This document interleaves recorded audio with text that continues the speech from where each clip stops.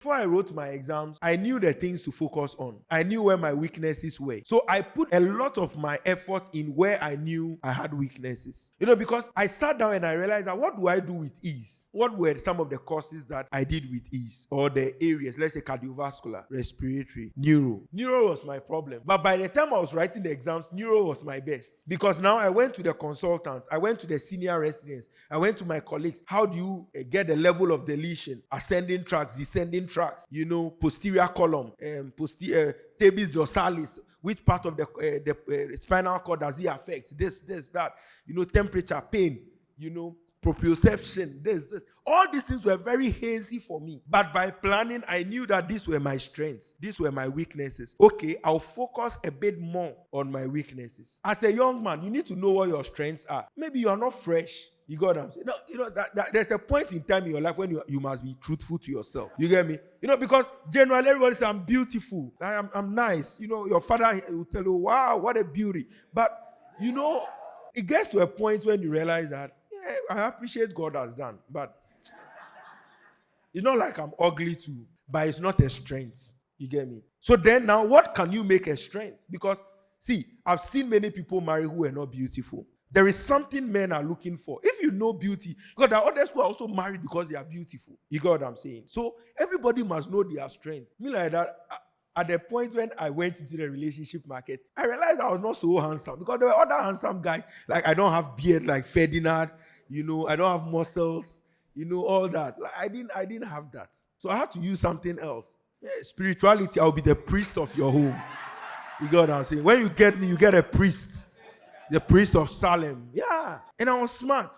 Your children will be smart. Look at the DNA. So you have to know what your strengths and your weaknesses are. And it helps you focus. Because now I'm not going to be shaved. There is no beard to shape. You got what I'm saying? Beard cream. Yeah, I could have done that, but I didn't. So it helps you focus. On this year, what are the things to focus on? Some of you must focus and marry because you are growing. You see, especially the game people. When you come here, you think that, we are all students. We are all... No. Like we are someone's mother. Like as we are here now. This is your 3rd degree. Caleb, as you are here, you are not a young man. So stop joining the regular students and say that, we'll all finish when we are done with our emoship. Hey. So the question is that, what do I focus on this year? That's what planning helps you do. Then it also helps with efficiency. You see, you allocate the right resources to the right things. I learned very early in my ministry that you are addressed the way you appear. The way you appear. So I found easy ways of getting nice kaftans. You don't go to a meeting looking all some way. No.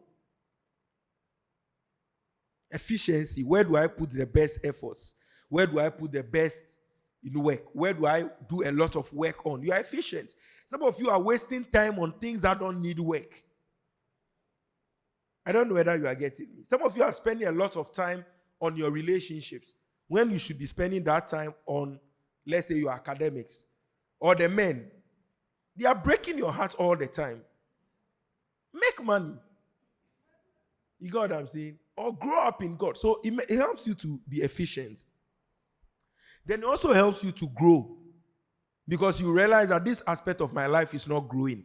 7 years ago, I read a book on how to make friends. Because I was not friendly. I look at my life and I realized that I didn't know how to approach people. And I didn't know how to have conversations. So my interactions with people were boring. So what did I do? So when you now plan, you notice where the weaknesses are, where the problems are. Then now you can say, what do I do about this? So I read a book. I watched videos. Brian Tracy, It's the Frog. I read all those books. Why? Because I had problems with procrastination.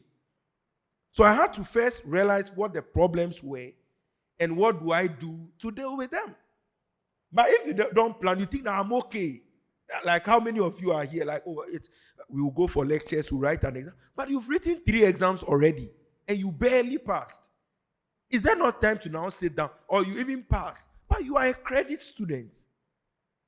You are a distinction student.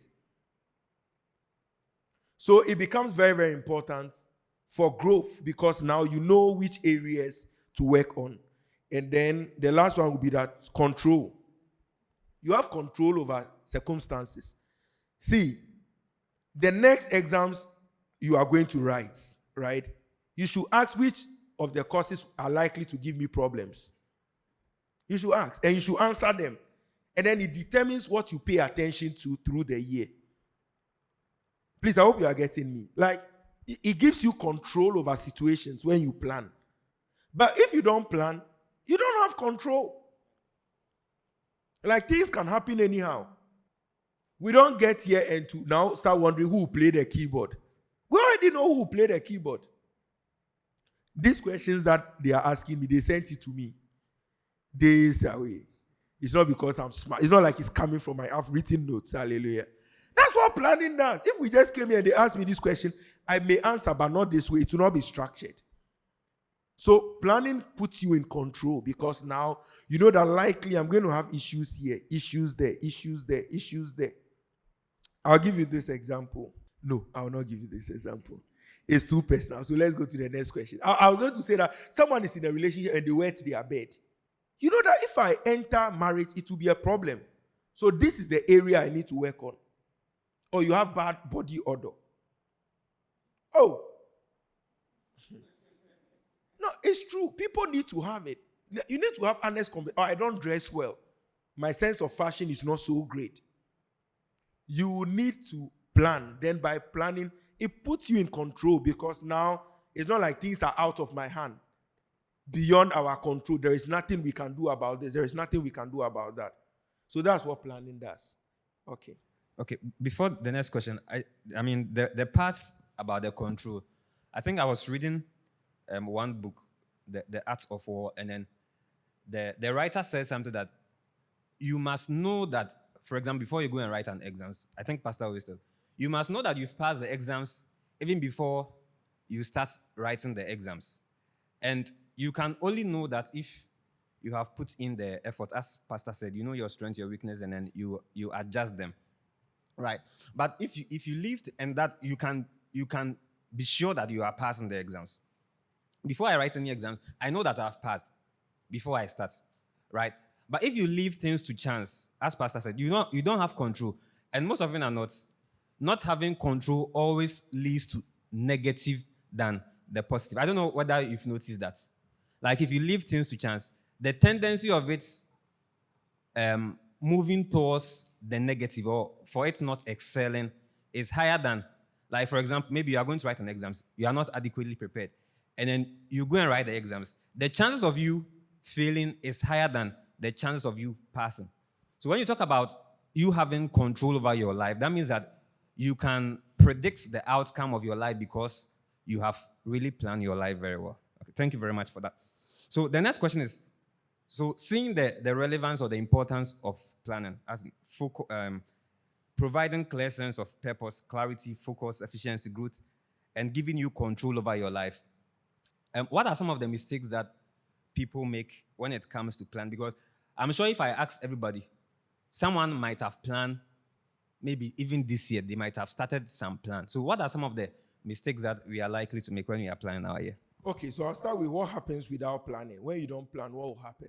Number one, I think it was one of the questions. Okay, so there's lack of progress. When you don't plan, there is lack of progress. As we said in the beginning, Bible said that I know the plans I have for your life. God himself plans. And that's why there is progress. That's why there is order. This auditorium has been planned. We know that the ones who are leading the panel discussion are going to sit here. The keyboard player will be there. The lights will be there. This will be here. That will be here. So when you don't plan, everything is haphazard. There is very little progress if there is progress at all.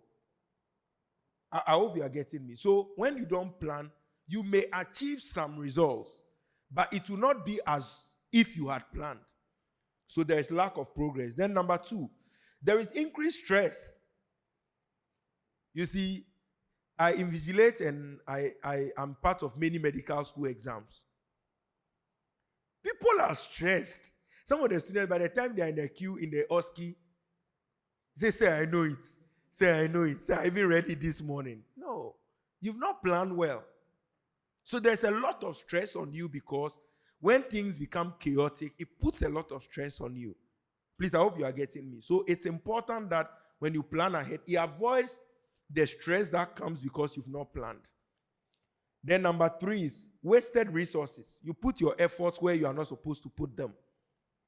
And then you have missed opportunities. Some of you should start dating in school because the people who you've met, you will not meet anybody like this again. I'm telling you. You cannot get 2 individuals the same ever. I don't mean you will not meet other people. You will meet other people. But missed opportunity comes because people don't plan. And people think that, there is something better in my future. I've seen it many, many times. Now people feel like, don't worry. One day would have better opportunities. Sometimes the best opportunity you have is the one that you've been given now. When you miss it, it becomes very difficult for you to get another one. So with planning, you avoid many missed opportunities. Then there's also, you avoid regrets. There are many people who live with regret. I met a lady who told me that, hey, I met a gentleman 12 years ago. I should have married him. Yes. And I'm going to do my PhD. I'm going to do whatever. It's great. It will work for some people. But without planning, if it is not like there is a well-structured plan, and it's just because you are saying, you will be in trouble. There will be regret because you are going to look back and wish you took some opportunities and wish you were a bit serious about this. Maybe I should have done that. Maybe I should. All these maybes would be avoided if you plan. And now, that's the backdrop to the question you've asked. The common mistakes people make when they are planning their year. People set unrealistic goals. You are someone who doesn't fast. Then you say, I'm going to fast 40 days. Wow. You see, you have already failed before you have started. It's unrealistic. Because you know yourself, you love food. You got what I'm saying? You love food in all its forms and shapes. You even want to inhale food. It's like you like oral, you like IV, you like peos, rectal, every form. So you must be realistic, And also many people don't, the common mistakes they make with their goals is that they lack specificity. You are making vague plans. I'll be better this year. I'll be spiritual this year. I'll make a lot of money this year. Inshallah. Vim, vibes. No. It's too unspecific. You have to be very specific with goals. And then when we get to that column, you see how to set proper goals. So that's another mistake people make. I'll do well this year. This is our year. How many people have said it before? This is our year. Wow.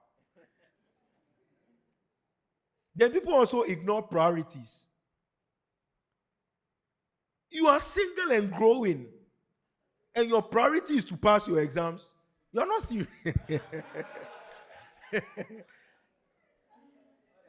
You have ignored your priorities. You are a student and you are failing. And your priority is what? Champions League. And you see, your priority is revealed in the things you do every day. It tells us what you have chosen, what your priorities are. So I should be able to look at your day and know what you value. The way we know you don't value God is that the whole year has started, you've not prayed. You've not read your Bible. You've not done something. Because we know you value food because you've eaten. True or false? We know you value bathing for those who bath because you've taken your bath. I don't know whether you are getting me. So, another common mistake people make is that they ignore their priorities when they are planning. So they plan and then some things that shouldn't, like princes are walking and slaves are on horsebacks. That's how people plan. The area of weakness, you are ignoring it. And the area of strength is, someone says, I like maths. Then you keep on solving maths. And you have ignored English language. So you've had A1 in maths and had F in English. So planning will help you, not ignore your priorities. Then we also had overloading the plan. Trying to do so much at once. I'll read 50 books in 1 month. Wow. I'll read 1 book a week. For someone who has not read in 10 years, it will be realistic to say I'll read 1 book a year.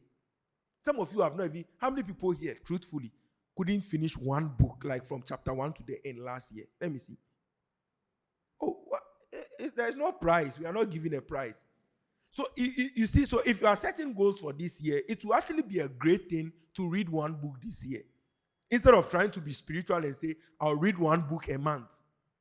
It looks good on paper, but in reality, for someone who for the previous year you couldn't read a book, you are overloading the plan.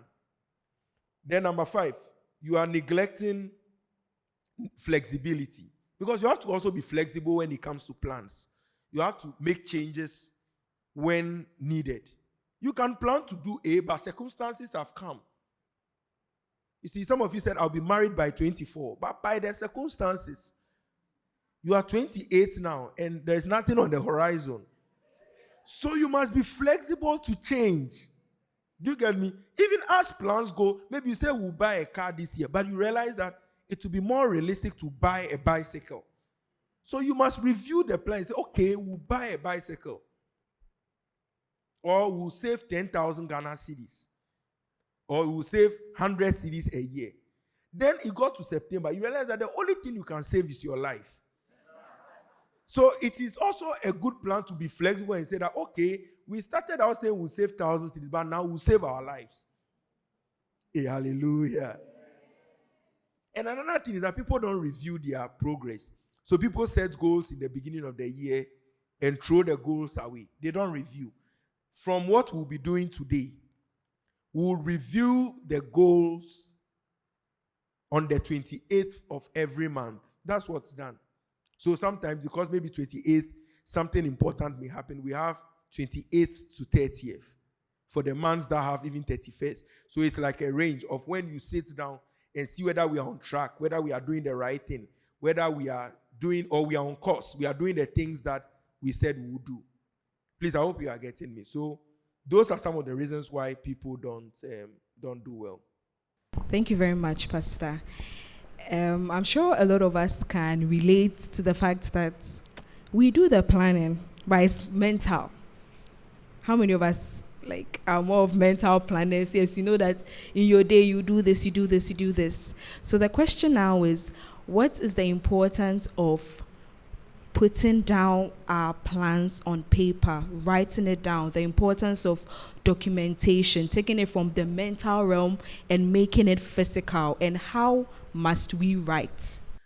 Write the vision, make it plain, that he who reads may run. Many of us can't run because the vision is not written. A vision or a plan which is not written is a wish. And if wishes were horses, beggars will ride. Everybody wishes for a better life, don't you think so? The people who are in the streets who are selling there, the people who are sleeping on the roads and all that, they also want to drive in cars. I have some guys around Shiashi. Anytime I get there, they say, Chemo, Chemo, Chemo. Charlie, this is your baby there. One day we go drive Amo. One day, Charlie, inshallah, God, they vibes.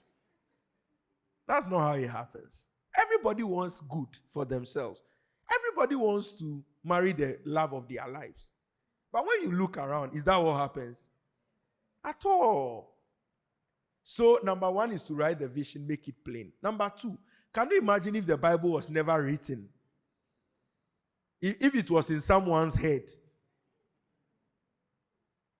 Even now that it's written, people are perverting it too. So you can imagine if it was never written.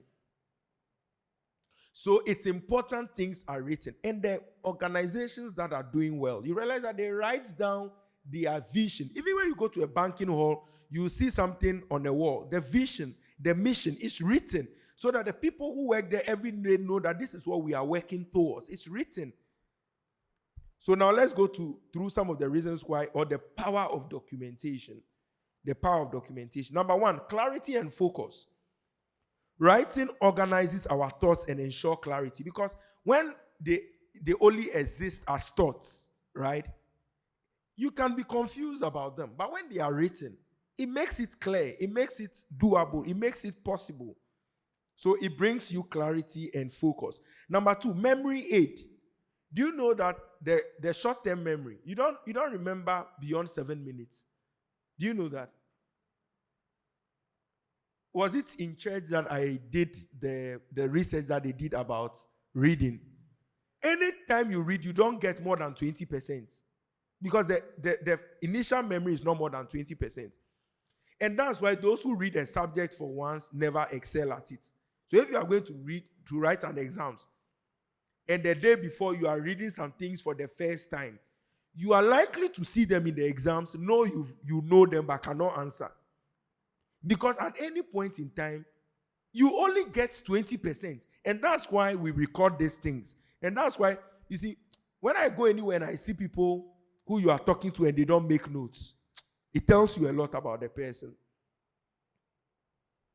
When I go into meeting with any of the big people, any big shot, you realize that they are always with their diary or something. They are writing. But you are smart. Do you get me? Like, you are very smart. You are very bright. Black bright. It aids memory, because our memory, although memory is powerful, because there has to be long-term memory, medium-term memory, and all that, at any point in time, you are getting about 20% of conversations. So there are times I tell people to do things, and you meet them the next time, they've not done it. It's because they've forgotten. How many people have forgotten something important? Something that you know you are supposed to do. And then it gets to the day you forgot. It's because it was not written. So writing aids memory, that we said we would do this. Some of you, if we went back to your SHS, the things you wrote down that you would do, by now you should have had 3 children by now. But you don't even remember what you have said you would do, because you have kept it in your mind. So for memory purposes, it's important to write. Then also, it helps you commit. When you write, you can be accountable, because this is what you said you would do. So now we can hold you accountable to the things you said you would do. Then number 4, it helps you track your progress. If it is in your mind, how can you track progress? When you write down, you can track whether we are doing what we are saying or what we've said we'll do. Then number 5, it helps with motivation. When you visualize your plans, it helps you, or it motivates you to achieve them. So on the 28th of every month, when I go and look at my plans for the month, what it does for me is that it tells me that, hey, you said you would do this year, you said you would do that, and there is motivation to do it. Please, I hope you are getting what I'm saying. So that's what documentation does for plans. And then how to write. How to write your goals. Goals, you have to set smart plans or smart goals. The goals must be specific. They must be measurable. They must be attainable. They must be realistic. And they must be time-bound. So what's an example of a smart goal? So for every area of your life, you must set smart goals. Let me read some goals I have. I've written down so that you can see what we mean by, smart goals. Because smart goals give you the ability to define clear and measurable goals. Smart, so specific. So what is it that we want to achieve? So let me just read out some goals I had. Okay, so I have ministry goals. Because I'm a pastor or I'm into ministry, I had ministry goals. So one of the ministry goals at the time was to register the Edify Church by 31st August, I think 2015. By 31st August 2015. And the reason why I have 31st August is that there were some things that needed to have happened before we could go to the Registrar General to register the company. Like we must have directors. Some of you say we'll have companies one day. There are parts of the vision that doesn't need money. There are parts of every vision that need only thinking. Like, and that's why people are important. I met a friend. His name, Dr. Alex Vico-Corda. And it was at our block car park. And he said, also for this church that you started, have you registered it? I said, oh no, we've prayed for the name. The young people are young. And also, don't make that mistake. Oh. When you have a vision for a company, register the name. If one day you open TV stations, get the names for them and register them. How many people here know the name of the Edify Church when it started? International Bridge Church. When we went to Registrar General, it was registered already. You don't know. Some of the nice names you have, they will not exist. Because people have registered. They have not even opened churches, but they've registered down. And once it's not registered, it doesn't exist. When we went, I remember that day at the office, we said, okay, International Bridge Church. How about Bridge Church International? How about Bridge? It was all taken. Hey! So if you are here, some of you are even running companies and you've just had a name and you are using it for vibes. It's illegal when you get into trouble. So go, make inquiries. Pastor Chris, it was not even expensive to register a company. So some of you, you have groups. Also for worship, the worship group. Register it, make inquiries. So write down. Those of you who have names of things you will do one day, register them, right, to register the name of my company. Don't say you will do it later, procrastination. If you have medical, is it registered? Have you seen them? He's been running this for like 4 years. So then you also don't just say, oh, we'll register this year. You say we'll register by 31st March 2025. It is specific. We are registering this company by this time. Then we can now judge your progress on 1st April. Because you said 31st March, so by 1st April, we'll know whether we've achieved it or not. So it must be specific, it must be attainable. Is it attainable? Is it attainable? It's attainable. People register companies every day. If you say to buy land on the moon, that's not attainable.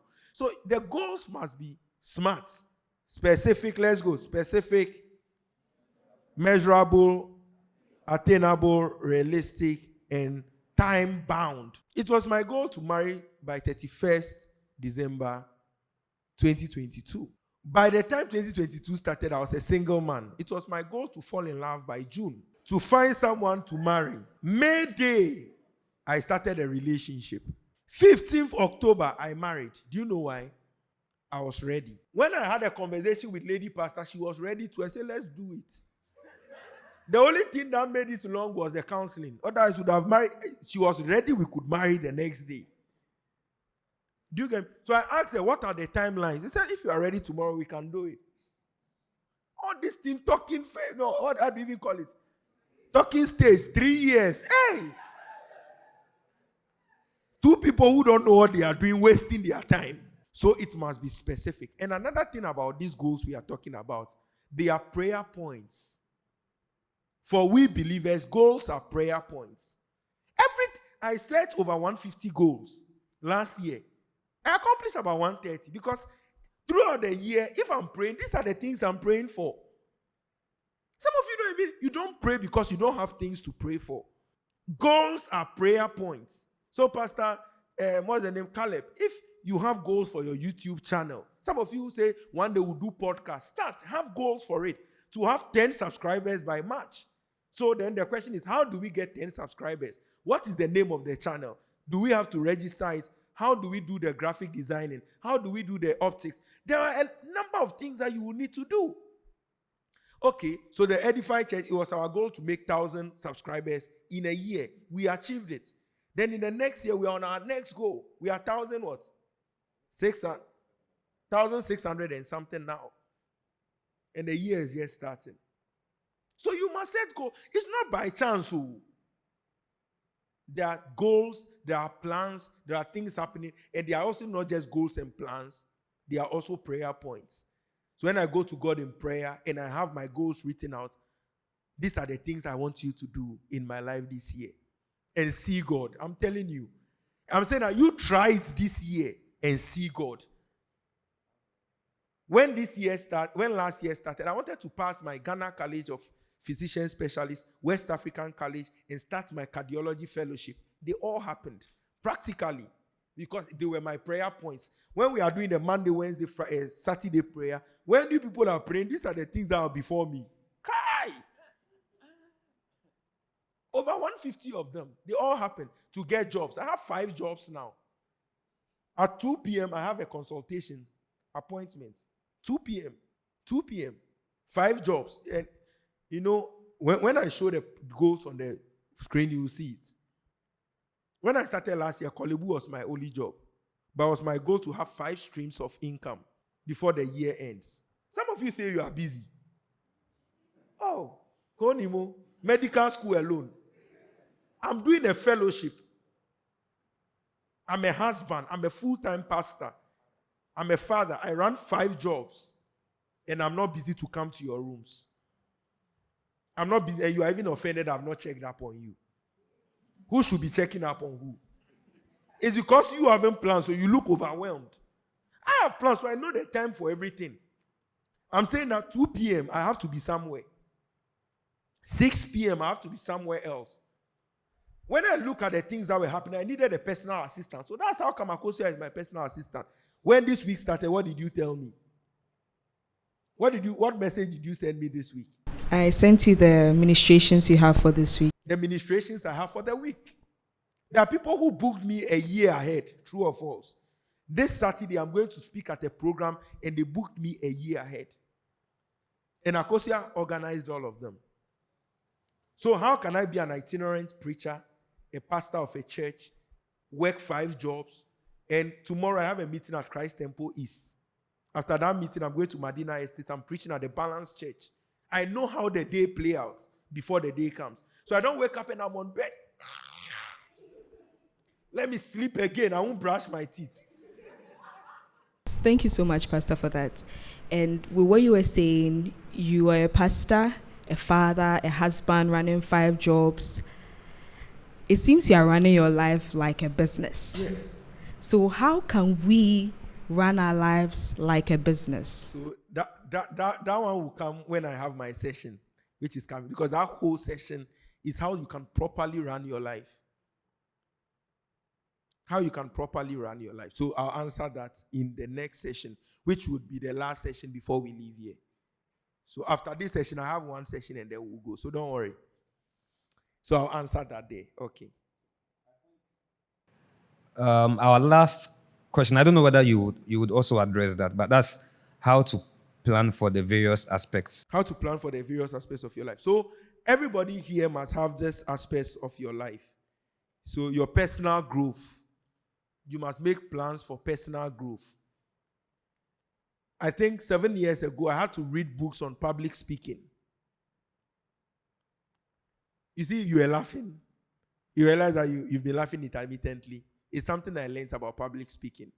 Every great public speaker will throw in a joke once in a while. Otherwise, the people will be bored. People will walk out on you. I read, for personal growth, I had to make investments in public speaking. Some of you, for what God is calling you to do, you are going to work in the UN. You are going to be in politics. You are going to be in leadership. For what? You have to learn. Don't just say, I know how to speak. It's a craft. When people hear me speak, what you love about, it's not by chance. Pastor Bright, you must read books on, because you address many people. You have to learn how to speak. It's not like all of us can open our mouth. So there is a way you communicate your thoughts. So if you fall in that category, personal growth. So that's just, public speaking is only one for some people, right? For some other people, I know there are some musicians here. What's the name? Growth looks like for you. So you must probably get a voice coach. Yes, a voice coach. Not like we go for rehearsal. A personal coach with assignments. So you have to grow what you are doing. I hope you are getting it. So personal growth. How do you become a better version of yourself? That's the whole thing about personal growth. So now you have to get books, videos, audios, conversations, set up meetings with people. So sometimes I set up a meeting with Prof. I say, Prof, what can I do better? How can I be a better version? How can I do this differently? So the first area is personal growth. So which deals with your skills, your talents, your gifts, and your opportunities. That's personal growth. Then the second area would be your relationships. Your relationships with family. Family. Some of you you have very toxic relationship with your parents. You don't like going home. Because when you go home, they will ask you to wash plates. You don't call your parents. You don't call your siblings. So this year, when they project their goals, you realize that I had plans to call my parents. It was part of my goals. Because I was not calling my mother. I just like my friends. I'll be in school and then I forget about home until you need money. You have to prioritize your relationship. And it was part of my goals to actually thank my parents. Just call them and not ask money. And just say thank you for always standing for me. Thank you for always looking at. So if you have a guardian, you do the same thing. Hey, hallelujah. Your relationships. So that's family, number 1. 2, your romantic relationships. Romantic relationships. You must plan for them. And we'll look at some samples. Number 3, your friends. Friends are relationships. Everybody here must have 3 levels of relationships in your life.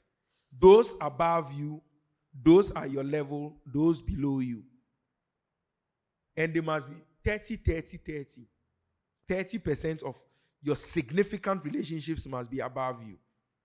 People who are doing the things you would want to do one day. Consultants, pastors, people in ministry, people in the space you would like to operate in.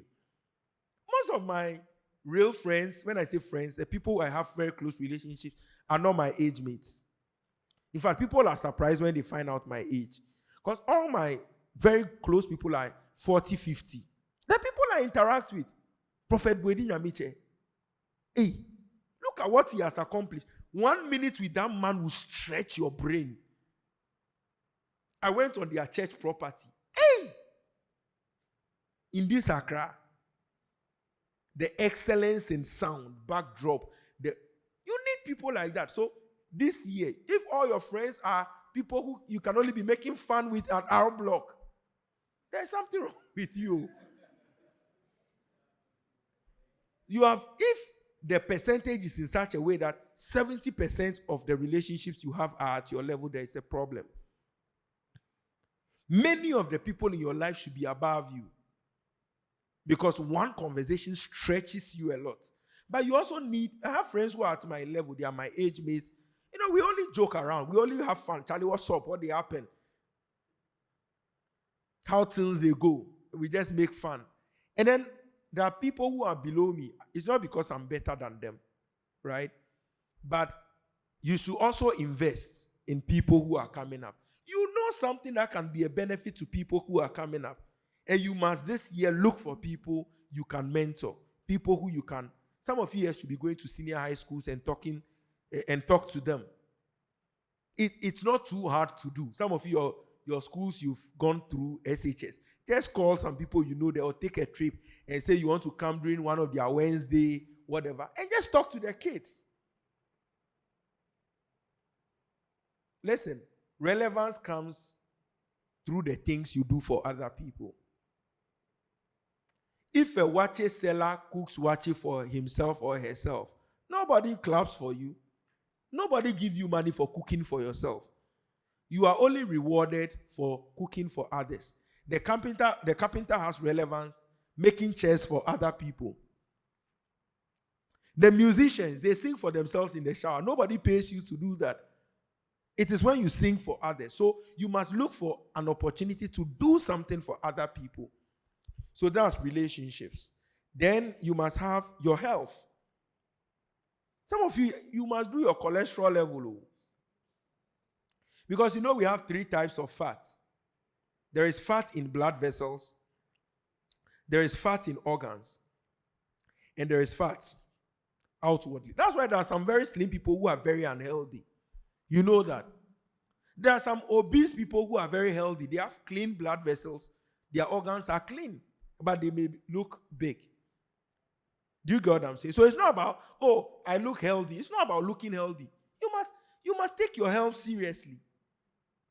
Because there are young people who are coming in with chronic kidney disease. Some of you are here, you are on the ward. You think the people there, they are different from us? The young people, we see kidney failure, heart failure, this. No, so you must take care of yourself. You must exercise. This year, you must hit the gym. Hey, hallelujah. Or this year, you must take prayer walks. I do prayer walks just to be healthy. You know, the new research says that sitting is a new smoking. What's the name? Yes, sitting is a new smoking.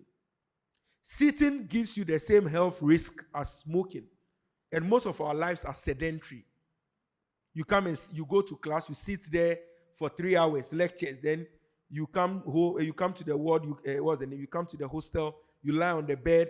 It's a very sedentary life. Sitting for long hours gives you the same risk profile as smoking. Sitting is the new smoking. So walk, exercise, go through the day, do something that makes you sweat. Jog. So this year, set goals for your health and fitness goals. You don't have to hit the gym. You can just decide, I'll walk, I'll run. And normally when you set goals like that, find someone who can do it with you. Because if you set a goal alone, you are likely not to do it. Someone who can call you and say, it's time for jogging. Or it's time for prayers. Then you can now do the thing. So now, then you have your finances. Everyone here should save something, even if it's your life. So when it comes to finances, you have your investments, you have your spending, you have your savings. But as a student, you have inflow. Sometimes you think you don't have money until you start documenting how much money comes in. Then you realize that, Charlie, you have more than people. Do you know people earn 400 cedis a month and their children are in the university? There are watchmen who earn 400 cedis. They have wives, they have children. The children are in school and they manage. There are people who have 200 cedis and they manage. So you must plan your finances. Then another area everybody must plan.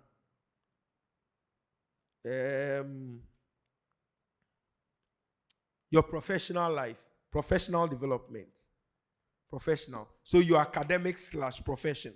So if you are in school, your academics. If you are working, your professional life. You must give God something to work with. Too. What do you expect to see in your professional life this year? The same way with your finances. So when it comes to goals, this is how to set them. Pastor Ferdinand, what must happen in your finances for you to consider 2025 a great year? Tell us. How much money would you need to make for you to feel it's a great year? You said 100,000 in savings. Let's say, how about in earnings? Some of you are not hungry enough. You are not hungry enough. And for those who come from rich homes, you must be careful. Because you can easily underachieve because you are comfortable. Many times, a generational wealth doesn't go to the third generation. Because the hunger that your father started with is not the hunger you may have. What must happen in my finances per month for me to consider it a great year? So let's say by now, you get 500 cedis a month, right? Let's say a student. What must happen to that for me to consider it a great year? How much money is too much money? Yeah. So then let's say 1,500, right? You say, okay, 1,500 per month. So now the next question is, how do I get 1,500? How? I never loved business, but I had to now do business because there was no other way it could come. If I don't find something doing, and I can't steal too. I can't do hookup. So, and it's doable. Some of us are underusing our brains. I'm someone who is so shy, right? So I can't do marketing. Come and buy my products. Come and buy. I know chop since morning. Can you come and buy? I can't do that. I'm so shy to do it. So the question is, what can I do? Because certainly you can do something. There are people with less intelligence than you have who are doing great things, who are making big money. So then the question is how? And when you ask how, the answer doesn't come that day. But once the how is in your mind, one day you are going to see something and say, this is it.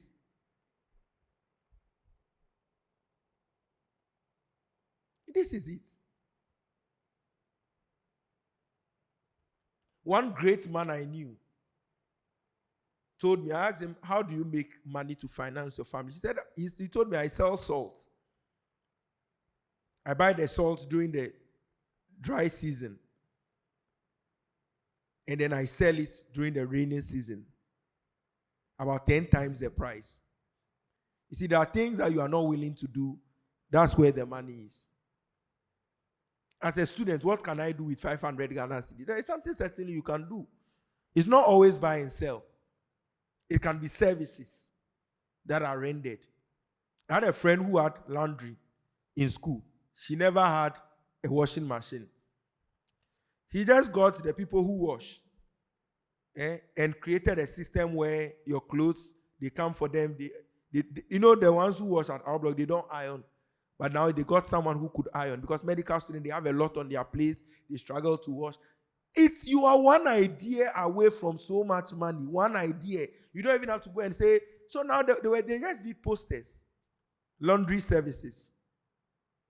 Wash for less. Then there were clothes which were nicely, washed and ironed and all that.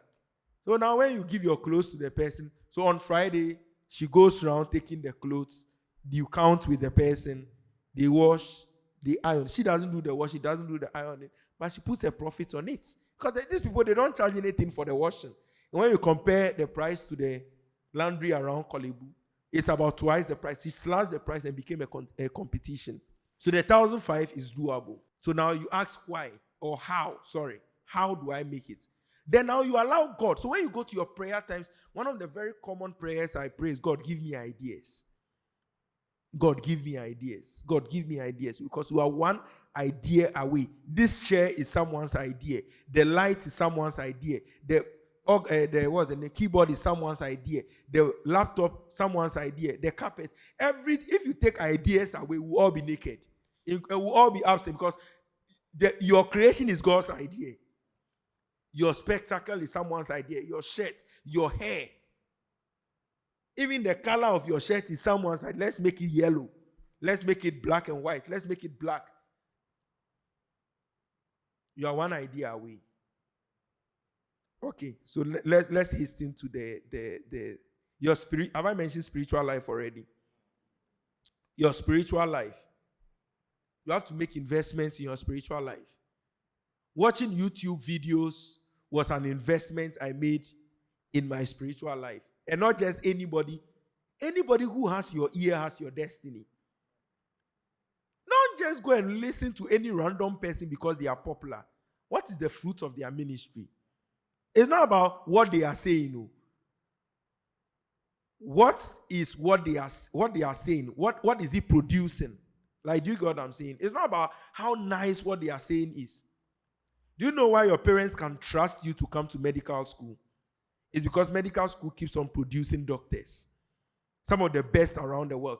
Kolebu nurses training keeps on producing nurses. So we can trust you to be there. But someone say, oh, we have a medical school. And there are no doctors to show for it. No. So this year, you must make a plan for who you want to listen to. What is the fruit of their life? Look at me, I'm a young man. Look at the things I've been able to do with my life. It's an example to you. I don't know whether you are getting me. So, one of the things, I chose young people who I wanted to listen to. And I listened to them. I make time to listen to them.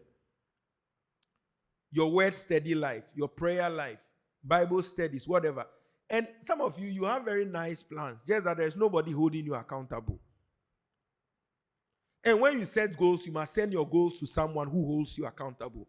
It's not about just sending goals and keeping it. You can write very nice things and not do them.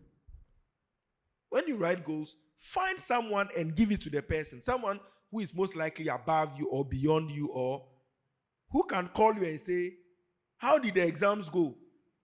Say one of the WASI candidates sent his result to his father and did his view once. Hey! Konimo. View once. He checked the result, took a screenshot, and sent it to the father. View once. So the father cannot save it. Wow. So your spiritual life is another aspect. The next session of the program, we are going to spend time looking at the things under all this session. The major work is what we have done. That's why we spent a long time on it. Thank you for listening to the sermons of Reverend Dr. Albert Agbi. Be sure to follow us on Instagram at Edify Church Life. Listen to more of his sermons on our Telegram at Edify Sermons and Edify Church Spotify platforms. Thanks for being a part of our Edify Church family. Be blessed by this word of God.